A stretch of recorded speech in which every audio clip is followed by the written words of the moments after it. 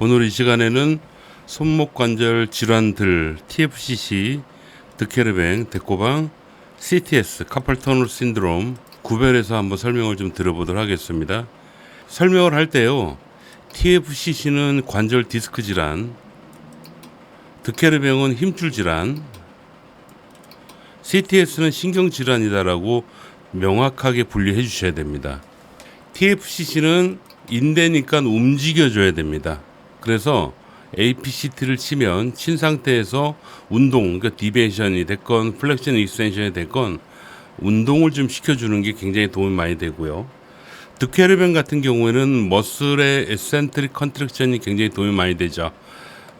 그렇기 때문에 여기도 마찬가지로 엄지를 우리 핑켈 테스트하는 그 자세 있지 않습니까? 그 자세에서 이렇게 디베이션을 좀 시켜주는 거야.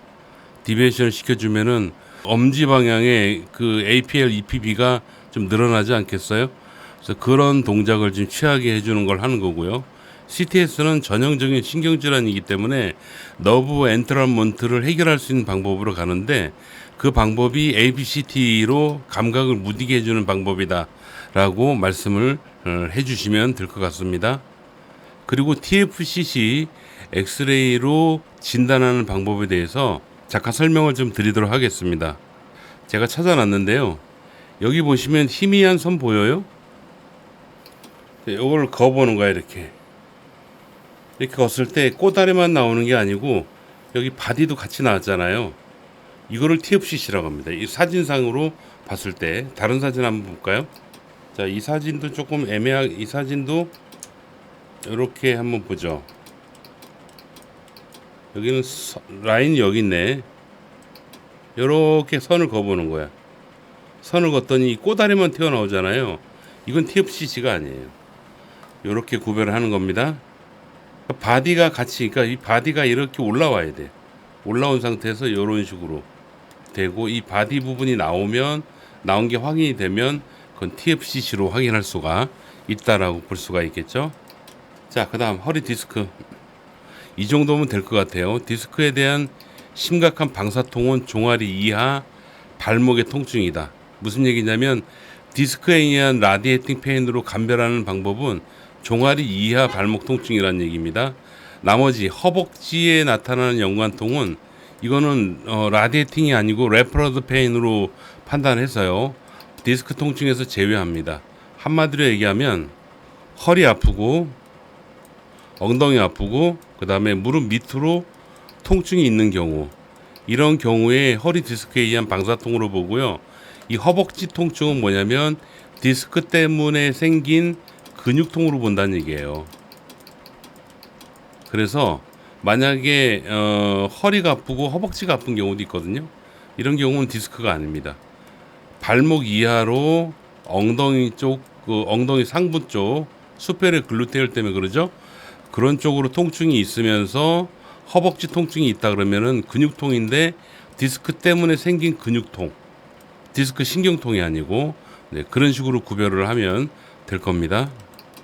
온브로드 베이스, 프로트루전, 익스트루전, 시퀘스트레이션, 이 네 개를 구별하는 방법을 제가 간단히 그림으로 설명을 좀 들어보도록 하겠습니다. 디스크가 이렇게 있잖아.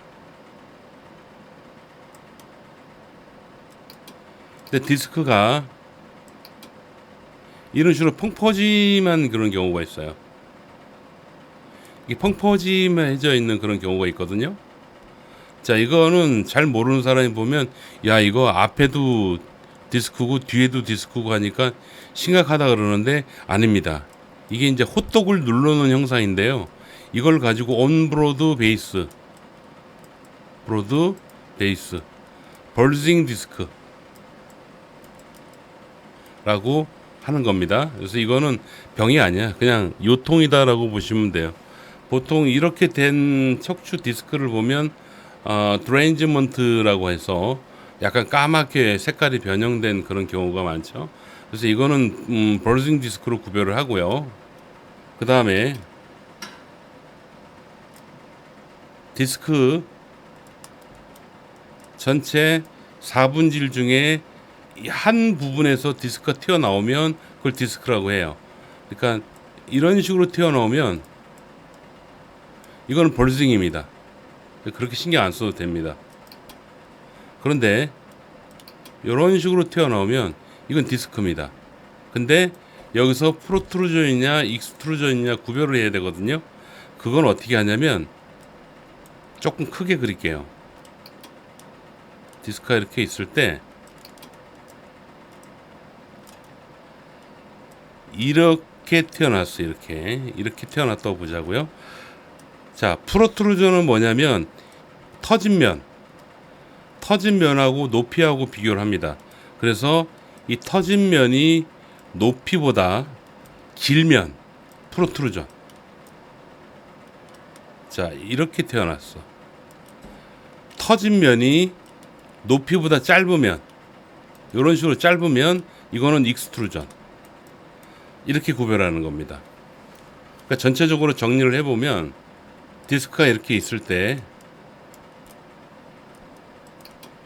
이렇게 두툼하게 되어 있는 경우는 온브로드 베이스, 그래서 그냥 흔히 얘기하는 볼싱 디스크고요. 그 다음 4분질로 나눠서